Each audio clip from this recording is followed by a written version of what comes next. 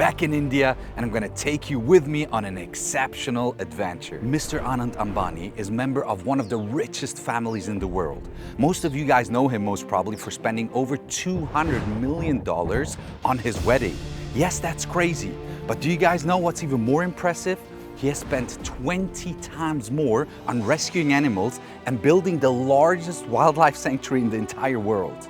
They managed to create an environment where one of the most specific and complex animals to live in captivity all of a sudden started to thrive. Most of you know cheetahs for being the fastest land mammal on planet Earth. 3, 2, 1, race! But almost none of you guys know that as soon as you put a cheetah in a captive environment, it shuts down everything in its mind and its body in order to be able to be healthy and thrive. Today, I'm here at Vantara to learn and find out what they do so different from the rest of the world that allows them to keep an animal that is so complex and sensitive, happy and healthy in a captive environment. This episode is super wild. It was dangerous. So she's a super aggressive female. If you fall down, she might go for you as well. I even got attacked by a cheetah. It was crazy. Race! Challenging. Place that needle in the neck without anesthetics. Those animals are not going to survive. Beautiful and very educational. We can't deny that there are cheetahs in captivity. Will such a species ever be able to have a happy and healthy life in a captive environment? This is the Cheetah Blueprint.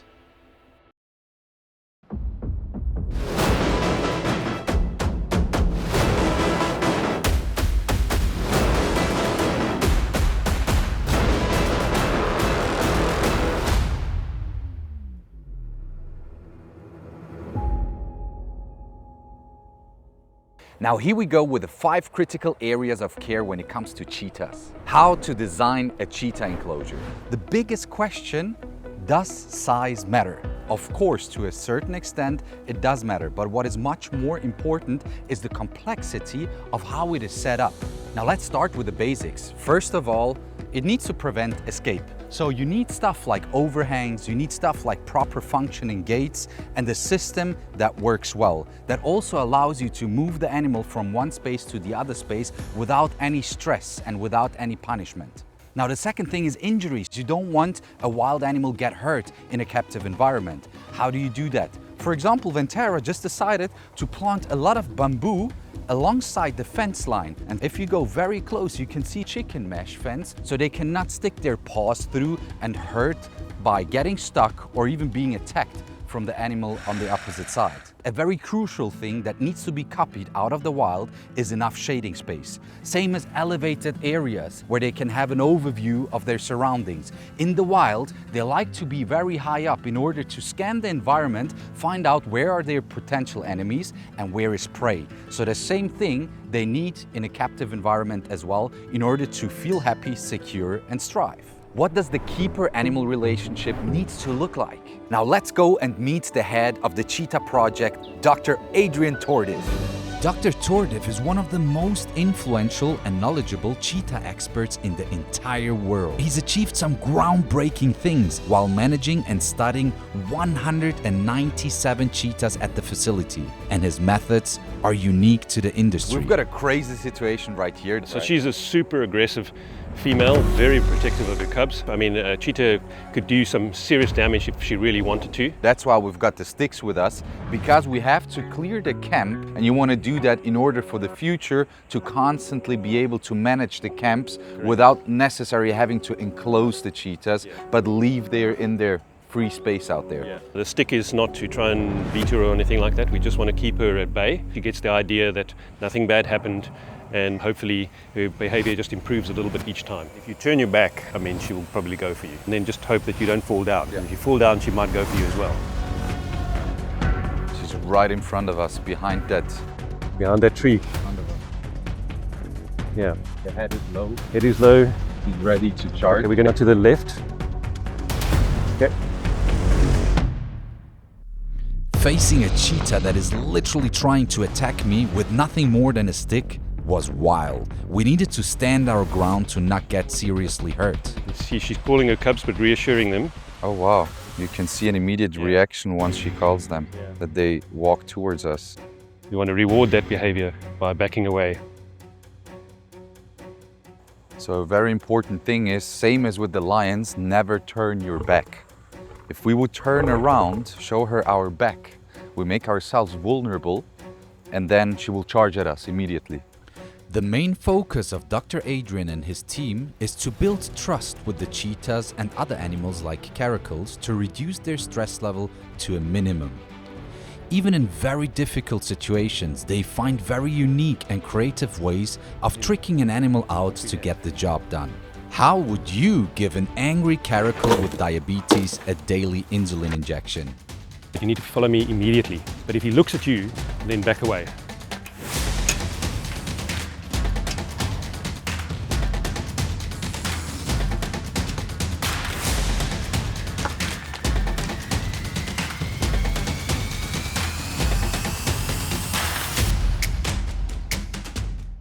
That's how fast it has to go.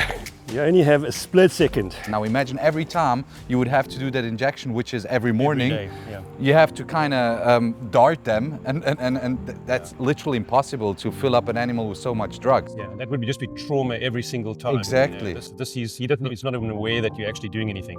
This is impressive. What should you actually feed to cheetahs in captivity?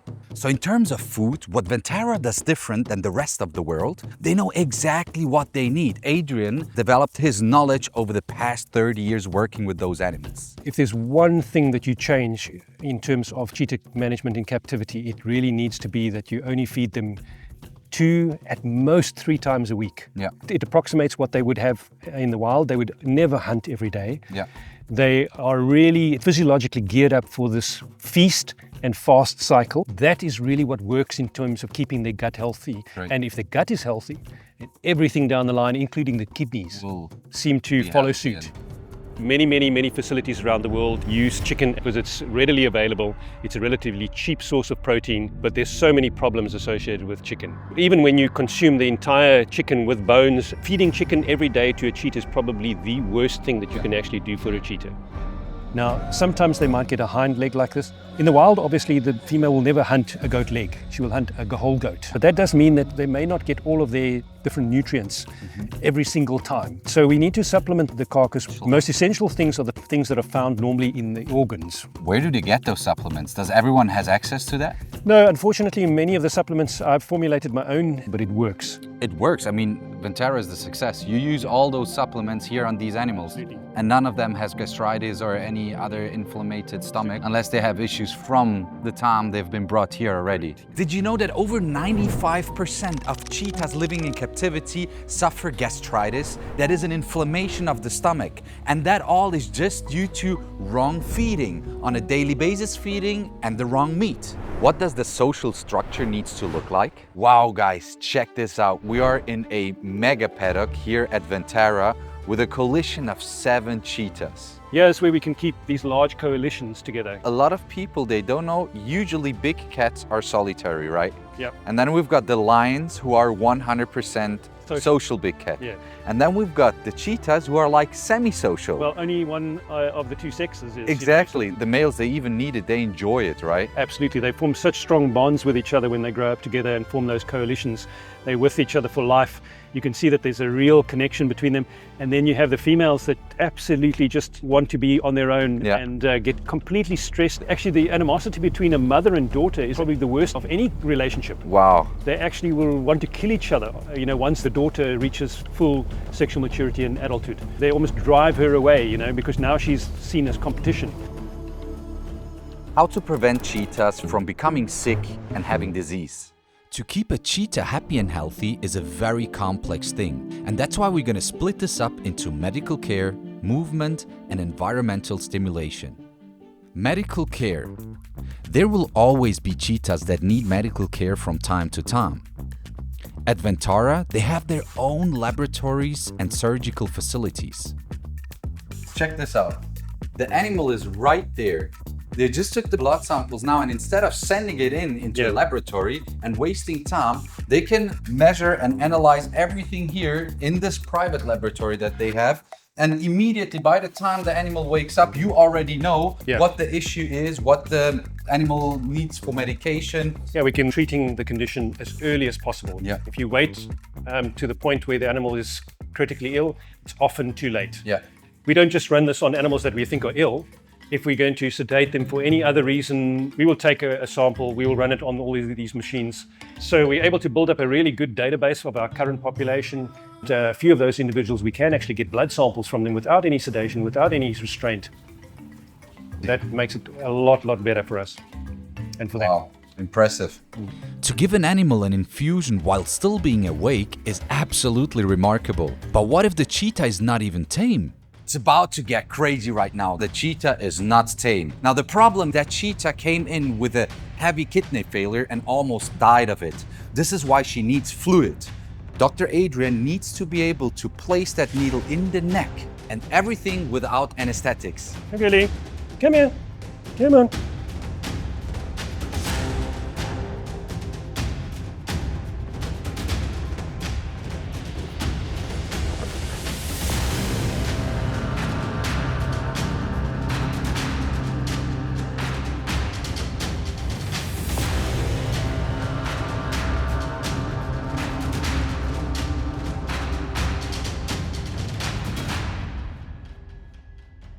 Smooth.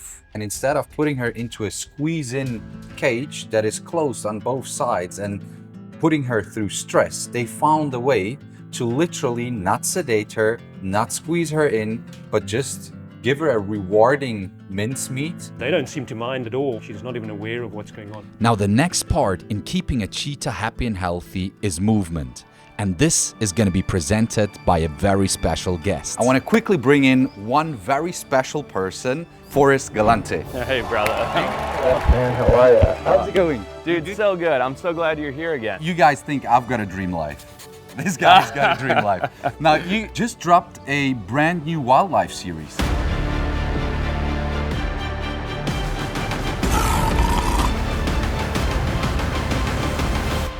This is Vantara. That's right, Can yeah. you tell us just a couple, 2-3 sentences about that? The series is all about the rescue and rehabilitation, the keepers, the care, the husbandry, basically what is Vantara, and trying to show it to the world. I'm loving watched it, already the first couple of episodes and they're absolutely unbelievable. That's right. So go and tune in. So Dean, it wouldn't be a trip to Vantara if I didn't set something up for you. So I'm gonna take you inside here right now, and I've got a little secret for you. You ready? All right, cool, let's go and see. Let's go. Good boy. Oh, wow. All What's right, happening Dean. here? Come on, Zan. Hello, what is his name? All right, Dean. Well, this is Xander, the 9-year-old king cheetah. What I've set up for you is I want you to race Xander. And it's not just for fun, it's for his mental well-being, to get a chance to run and sprint and have a competitor, even though I don't think you'll be much of a competitor. I think I can do the first 6 meters. Let's Come find on. out. Here we go. You I'll ready? lose complete faith in myself. Well, let's But see. I need like 1 meter ahead, right? You can get a head start. Yeah, that's fair. Like something like... Wherever you want to be, we'll count it down. Are you ready? Feeling good? Got your position? Yeah. Okay, here we go. 3, 2, 1, race! Bye-bye. Go, Zan, go! Go, Zan, go!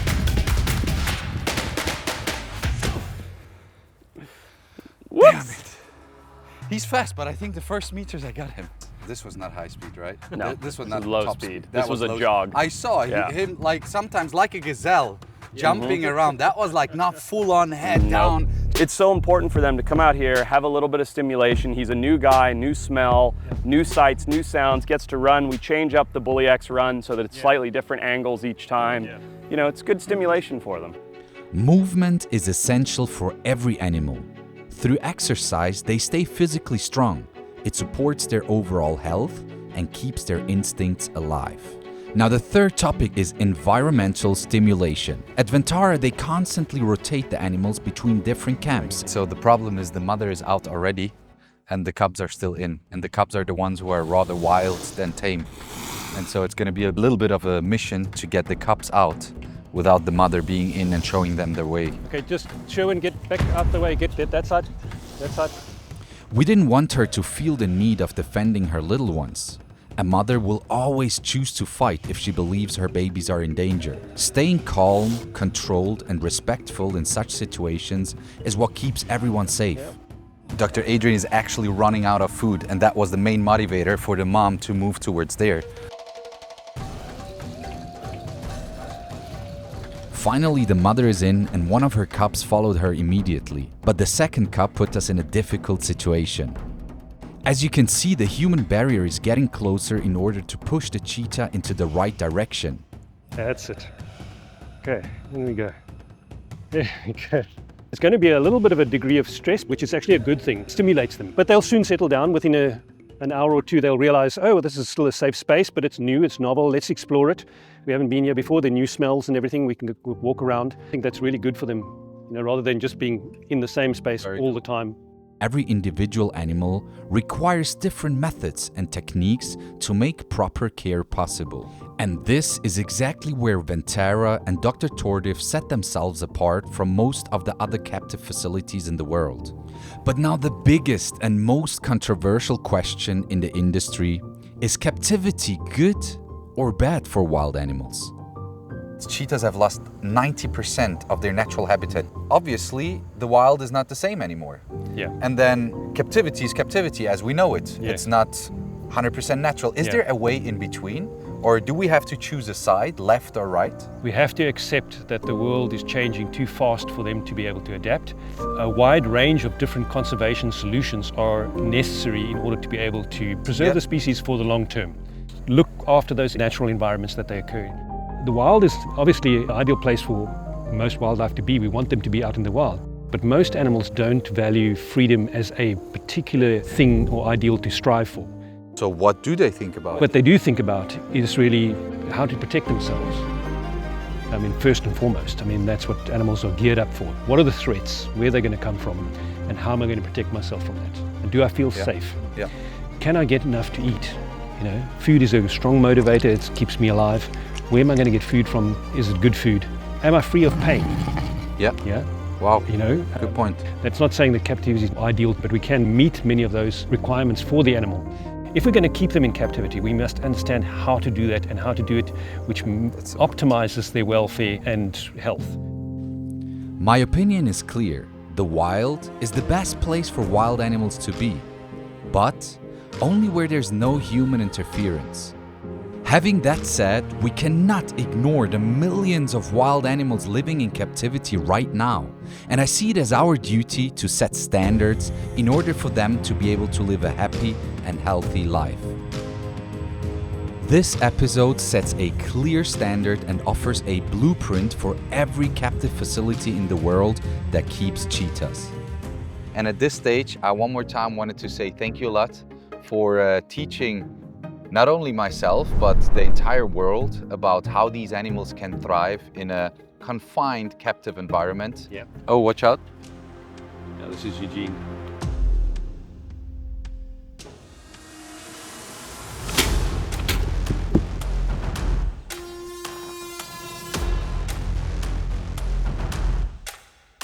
Is someone looking at the one at my back? Yeah.